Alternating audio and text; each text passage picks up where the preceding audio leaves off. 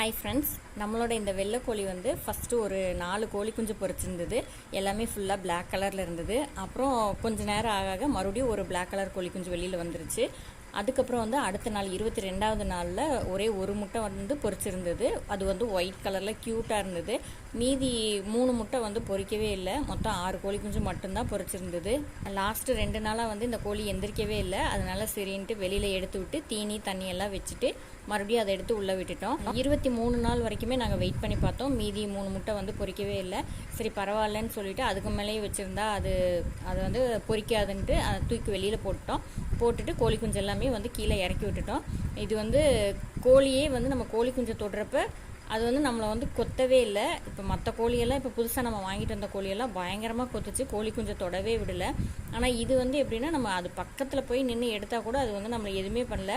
அது எப்படி ஃபீல் பண்ணுது அப்படின்னா, அதை நான் கையை வைக்கிறப்பே அது தெரியுது, லைட்டாக கொத்தி பார்க்குது யார் என்னன்னு அப்படி செக் பண்ணுற மாதிரி எனக்கு ஒரு ஃபீல் ஆச்சு.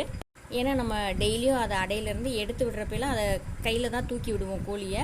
ஸோ அதனால் அது என்னென்னா அது நம்மளை கொத்தவே இல்லை. அதுக்கும் தெரியுது நம்ம பாதுகாப்பாக தான் எடுத்து விடுறாங்கன்றது அதுக்கும் தெரிஞ்சிருக்கு.